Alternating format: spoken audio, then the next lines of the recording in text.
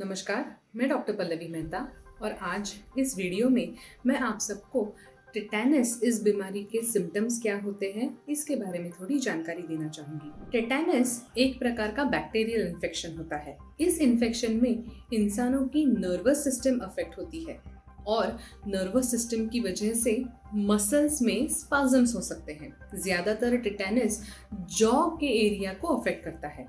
Jaw में affect करने की वजह से जॉ पूरी तरह से जैम हो जाता है, लॉक हो जाता है। इसीलिए कई बार टेटेनस को लॉक जॉ ऐसे भी रेफर किया जाता है। टेटेनस के लिए कोई परमानेंट क्योर नहीं है।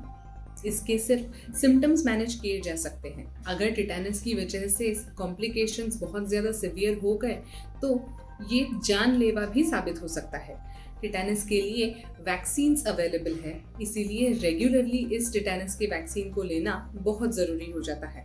टेटेनस के वैक्सीन्स की वजह से टेटेनस की वजह से होने वाले कॉम्प्लिकेशंस कई गुना से कम हो गए हैं। पूरी दुनिया में ज़्यादातर डेवलप्ड कंट्रीज में रेगुलरली टेटेनस का वैक्सीन दिया जाता है, इसीलिए उसकी वजह से डेथ काफ़ी ज़्यादा कम हो चुकी है। टेटेनस के इन्फेक्शन से लेके टेटेनस के सिम्टम्स डेवलप होने तक जो इंक्यूबेशन पीरियड होता है वो ऑन एन एवरेज 10 दिन का होता है, लेकिन ये 3 दिन से लेके 21 दिन के बीच में वेरी भी हो सकता है। सबसे कॉमन टाइप का टेटेनस होता है जनरलाइज्ड टेटेनस।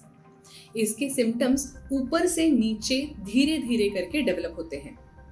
ये जॉ से चालू होते हैं और फिर धीरे धीरे करके पूरे बॉडी को अफेक्ट करते हैं। जनरलाइज्ड टेटेनस में टिपिकली जॉ में बहुत ही ज़्यादा पेनफुल स्पैज़म्स डेवलप होते हैं।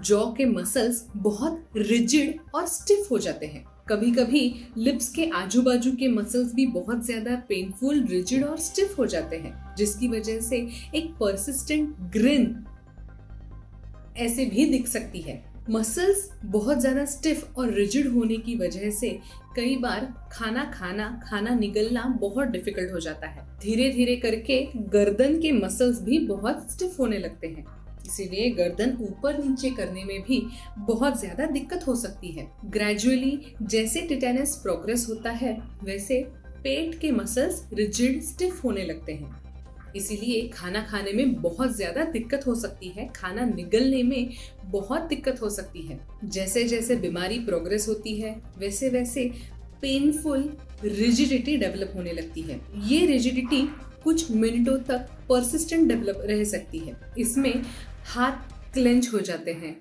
गर्दन और पीठ पीछे की तरफ आर्च हो जाती है, सांस लेने में दिक्कत हो सकती है। ये बहुत पेनफुल रिजिडिटी होती है, इसमें कोई मूवमेंट्स पॉसिबल नहीं हो पाते। ये सिवियर स्पैज़म्स किसी ट्रिगर की वजह से डेवलप होते हैं, जैसे कि बहुत लाउड साउंड, बहुत सेंसिटिव लाइट, बहुत ब्राइट लाइट की वजह से ये सिवियर स्पैज़म्स ट्रिगर हो सकते हैं। हाथ क्लेंच्ड और शरीर के बहुत ज़्यादा नज़दीक आ सकते हैं। पैर बहुत ट्विस्टेड हो सकते हैं। ये एक बहुत ही पेनफुल और दर्दनाक सिचुएशन और दर्दनाक स्पैज़म्स होते हैं। जैसे जैसे बीमारी प्रोग्रेस होती है वैसे वैसे हाई बीपी, लो बीपी, थकान, ब्रेथलेसनेस, फीवर ऐसे सिम्टम्स भी डेवलप हो सकते हैं। जनरलाइज्ड टेटेनस के अलावा लोकलाइज्ड टेटेनस और सिफेलिक टेटेनस भी देखे जाते हैं।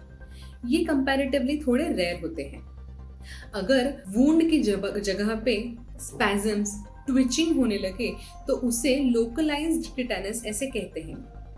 अगर सिर पे मार लगने की वजह से सिर के मसल्स में, फेस के मसल्स में ट्विचिंग और स्पैज़म्स डेवलप हो जाए तो उसे सिफेलिक टेटेनस ऐसे कहा जाता है। दरअसल ये टेटेनस एग्जैक्टली होता कैसे है? टेटेनस क्लोस्ट्रीडियम टेटेनाई नाम के एक बैक्टीरिया की वजह से होता है।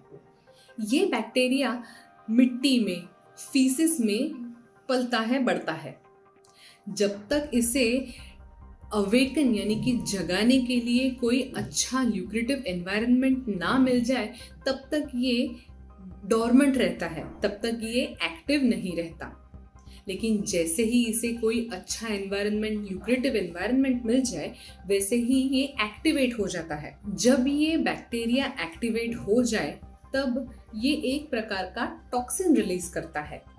इस टॉक्सिन को कहा जाता है टेटेनोस्पैज्मिन। ये नर्व्स और मसल्स को अफेक्ट करने वाला टॉक्सिन होता है। अगर किसी को जख्म हो जाए, कोई अगर जमीन पे गिरता है, तब कई बार डॉक्टर उन्हें टिटेनस का शॉट लेने के लिए सुझाव देते हैं।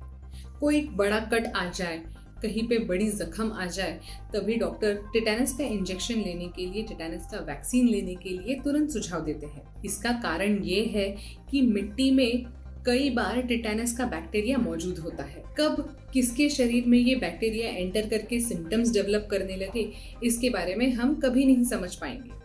इसीलिए टिटेनस का वैक्सीन लेना, रेगुलरली बूस्टर डोज लेना बहुत ज़्यादा ज़रूरी रहता है। अगर आपको टिटेनस के वैक्सीन के बारे में, टिटेनस की ट्रीटमेंट कैसे की जाती है, इसकी डायग्नोसिस कैसे की जाती है, इसके बारे में थोड़ी जानकारी चाहिए हो तो हमारा ट्रीटमेंट फॉर टिटेनस का वीडियो ज़रूर देखें। इस वीडियो के डिस्क्रिप्शन में आपको उस वीडियो की लिंक मिल जाएगी। साथ ही साथ अगर आपने अब तक हमारे इस चैनल को सब्सक्राइब नहीं किया हो तो तुरंत लाल कलर का बटन दबाएं और हमारे इस चैनल को सब्सक्राइब करें।